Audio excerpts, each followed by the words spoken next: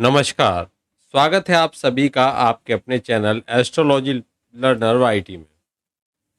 आज का हमारा विषय है लाल किताब के अनुसार कौन सा ग्रह किस तरीके का मकान आपको देता है, उसको हम जानेंगे। जन्म कुंडली में आप सभी जानते हो चौथा भाव आपके मकान का यानी कि आपके जो भवन का होता है, और उस भाव का स्वामी कहीं ना कहीं भवन को रिप्रेजेंट करता है। उसको भी देखेंगे और ये देखेंगे कि उनमें कौन सा ग्रह किस तरह का मकान आपको देगा, और यह लाल किताब के अनुसार आपको हम बताने वाले हैं। तो चलिए शुरू करते हैं आज के इस टॉपिक को।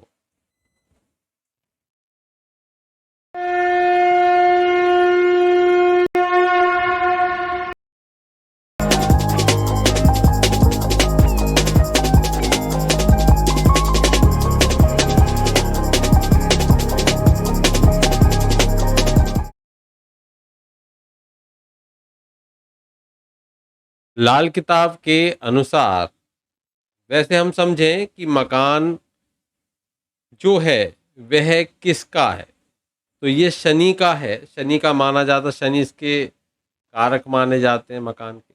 तो वहीं अगर मकान आप बनवाते हो और फिर मकान को गिरवाते हो तो इन दोनों में ही शनि को माना जाता है। देखिए, जब शनि आपका उच्च का होगा तो जातक के कितने ही मकान बनकर खड़े हो जाएंगे, और जब शनि नीच का होगा या अन्य ग्रह के योग से वह नीच हो रहा है तो भूचाल आते हैं और मकान गिरते हैं। ये लाल किताब का विचार है इस बारे। इसी तरीके से हर ग्रह के मकान का जो संबंध होता है वो अपना अपना उसमें प्रभाव दिखाते हैं। वैदिक ज्योतिष में हम चौथे भाव को मानते हैं, और ग्रहों में शनि को माना जाता है, क्योंकि सीमेंट लग के मकान बनता है। मकान पूरा का पूरा शनि का होता है। ईंटों की बात करें तो वो मंगल की होती है। अब देखिए, सबसे पहले हम बात करेंगे सूर्य की। तो सूर्य कैसा मकान देंगे? यहाँ पर सूर्य, तो जो सूर्य हैं वह मकान देते हैं किस तरीके का? देखिए, सूर्य क्या है? प्रकाश के ग्रह हैं, तो ये प्रकाश पुंज हैं। तो सूर्य जो मकान देंगे वह ऐसा मकान देंगे जो प्रकाश के रास्ते में हो। अब वो प्रकाश के रास्ते में मकान का क्या अर्थ हुआ? जिसका दरवाजा पूरब दिशा की ओर होगा, और वहां पर हम देखें कि उस मकान में पानी का संबंध घर के बाहर निकलते हुए दाएं हाथ की तरफ दिखेगा। वो इधर उधर नहीं होगा, व्यवस्थित होगा। व्यवस्थित मकान देते हैं यहाँ पर जो सूर्य देते हैं। वहीं अगर हम बात करें चंद्रमा की, तो चंद्रमा किस तरीके का मकान आपको देंगे? चंद्रमा चंद्रमा जो चंद्र ग्रह हैं, ये जमीन की धन दौलत के स्वामी कहलाए जाते हैं, और सूर्य से मिलता है मकान के पहले तो अंदर ही, नहीं तो मकान के बाहर की जो चार दीवारी से सटा हुआ।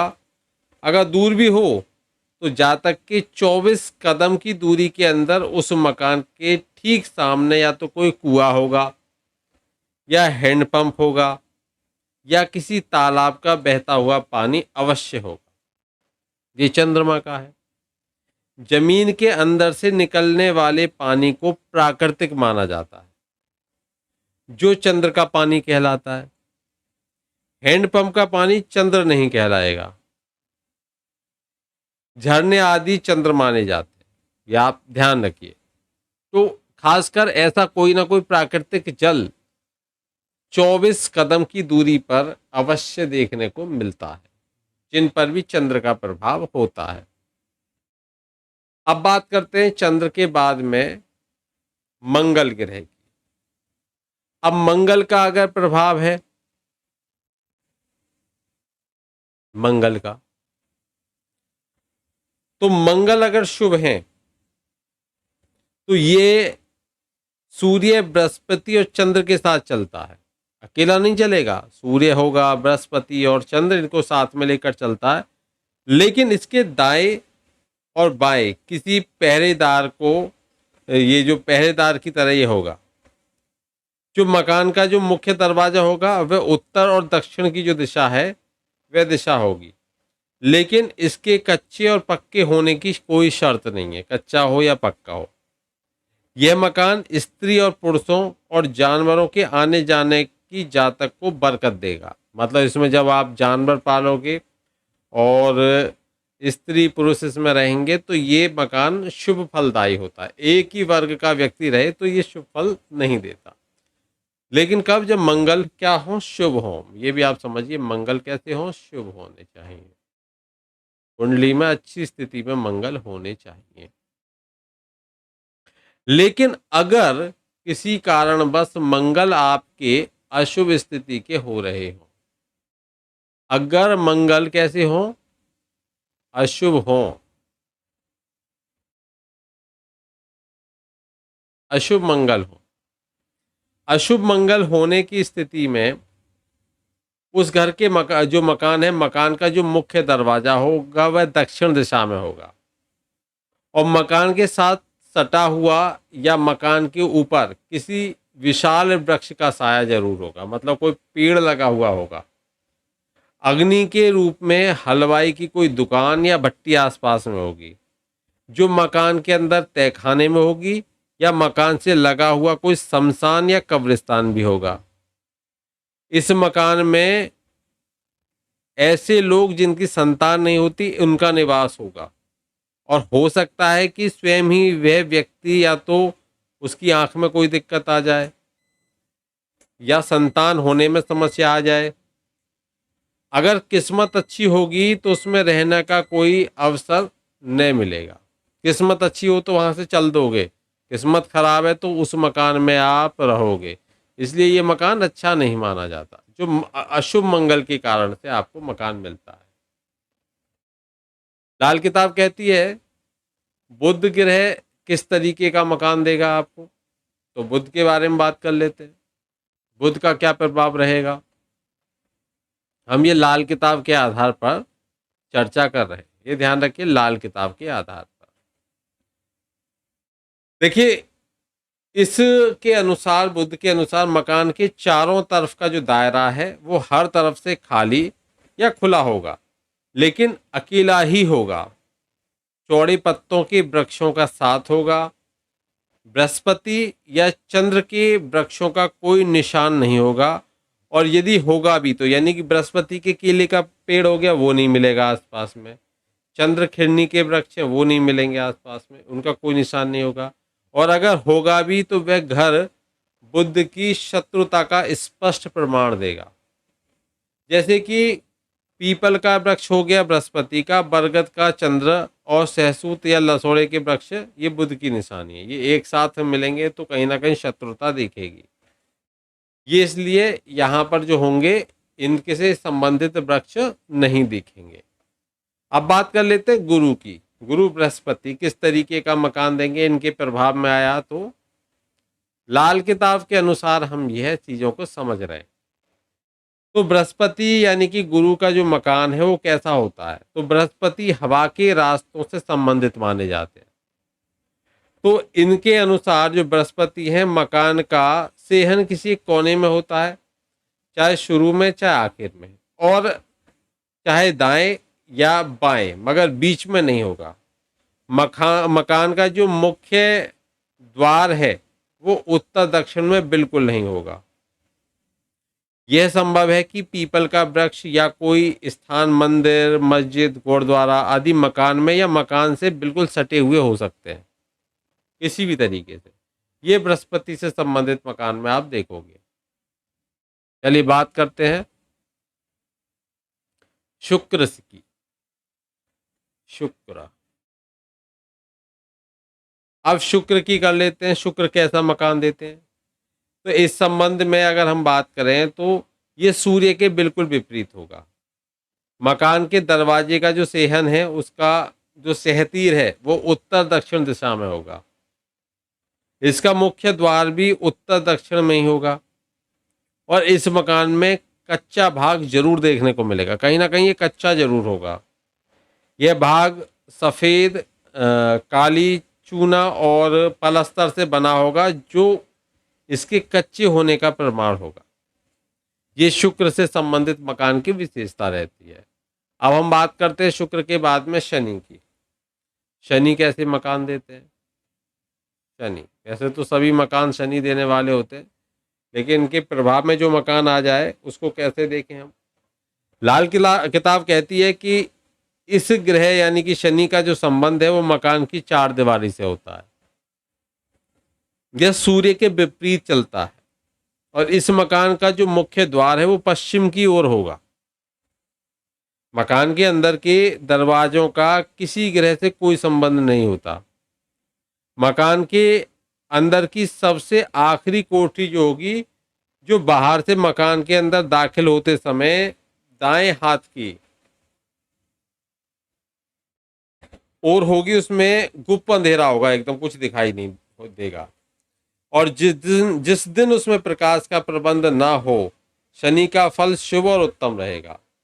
और यदि आपने यहाँ पर प्रकाश कर दिया तो मकान आपके लिए शुभ होता चला जाएगा। सूर्य शनि का झगड़ा हुआ, वह घर बर्बाद हुआ। मकान के अंदर पत्थर गड़ा होगा। मकान की पहली दहलीज पुरानी लकड़ी या शीशम, कीकर, बेरी, फ्लाई आदि की बनी होगी। नए जमाने की लकड़ी आदि की नहीं होगी। छत पर भी पुरानी लकड़ी का ही साथ होगा। संभव है कि इस मकान में कोई स्तंभ या मीनार भी आपको देखने को मिले। समझ जाइए ये शनि से प्रभावित मकान है। अब हम बात करेंगे राहु की। राहु का अगर प्रभाव है मकान के ऊपर तो क्या होगा, कैसा मकान देगा ये राहु आपको। राहु से संबंधित अगर आपको मकान देखना है तो इसमें जो जितने भी लोग बालिग हैं यानी कि 18 साल से ऊपर हैं, उनमें झगड़े मिलेंगे, बीमारियां मिलेंगी। राहु छत बलाएं बद कहा जाता है। छत बलाएं बद ये राहु को कहते हैं। तो बाहर से अंदर जाते समय इस मकान में दाएं हाथ की तरफ कोई गुमनाम गड्ढा होगा। मुख्य द्वार की दहलीज के बिल्कुल नीचे से मकान का पानी बाहर निकलता होगा। मकान के सामने का पड़ोसी निसंतान मिलेगा या उस मकान में कोई रहता ही ना हो। मकान की छतें भी कितनी ही बार उसको देखें तो बदलती होंगी, लेकिन दीवारें जैसी हैं वैसी ही होंगी, छत बदलती जाएगी। मकान से सटा कोई ऐसा होगा जहां भाड़ चलता हो, कच्चा धुआं निकलने वाला हो या फिर गंदा पानी जमा करने का कोई गड्ढा हो। ये लक्षण अगर मकान में मिले तो समझ जाइए ये राहु से संबंधित मकान है। अब आगे बात करते हैं केतु की।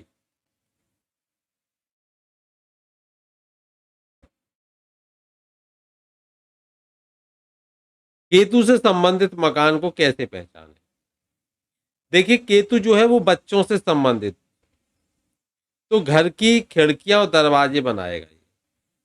मकान कोने का होगा और बुरी हवाओं का इसमें आवागमन होगा।